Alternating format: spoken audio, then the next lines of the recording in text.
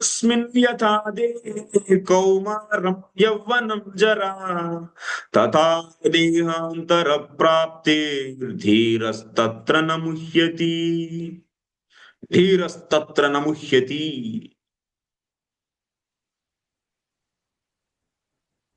అయితే అర్జునుడు అంటున్నాడు, కృష్ణ సరే ఆత్మ ప్రియమైందని అంటున్నావు, నువ్వు బానే ఉంది కృష్ణ. కానీ ఆత్మతో సంబంధం కలిగినటువంటి ఈ శరీరం కూడా ప్రియమైందే మనకి. ఏమంటున్నాడు అర్జునుడు? ఆత్మతో సంబంధం కలిగినటువంటి ఈ శరీరం కూడా ప్రియమైందే కదా. ఈ దేహం కూడా ప్రియమైంది. ఈ దేహంతో సంబంధం కలిగినటువంటి ఈ పుత్రులు, ఈ భ్రాతృలు, ఈ పౌత్రులు, వీళ్ళందరూ కూడా మనకు ప్రియమైన వాళ్ళే. కాబట్టి అన్ని ప్రియమే అని ఆయన అంటే, అర్జునుడు శ్రీకృష్ణ భగవాన్ అంటాడు, దేహినోస్మిన్ యథా దేహే కౌమారం యవ్వనం జరా తథా దేహాంతర ప్రాప్తిర్ధీరస్తత్ర న ముహ్యతి. ఓ అర్జున, ఏం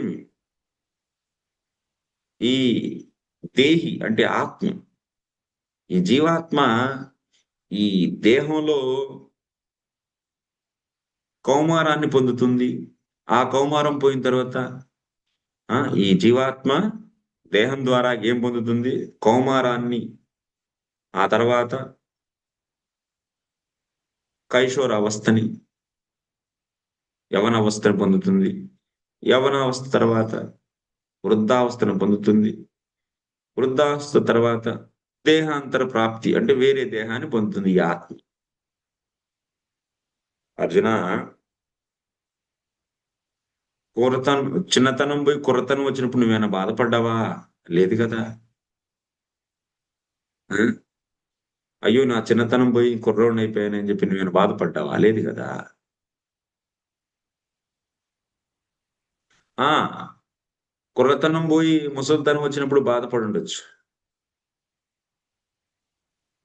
ఎందుకంటే కుర్రతనం మనకి ఇష్టంగా ఉండిద్ది.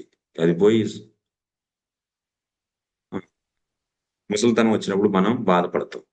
కానీ యవ్వనం వచ్చినప్పుడు మరి నువ్వేం బాధపడలేదు కదా. యవ్వనస్య నాశే జరాప్రాప్తో శోకో జాయతే ఇతి చేత్ కౌమారస్య నాశే. కానీ మరి కుర్రతనం పోయి ముసలితనం వచ్చినప్పుడు బాధపడ్డావు. కానీ నువ్వు మరి చిన్నతనం పోయి కుర్రతనం వచ్చినప్పుడైతే మరి సుఖపడ్డావు కదా. కాబట్టి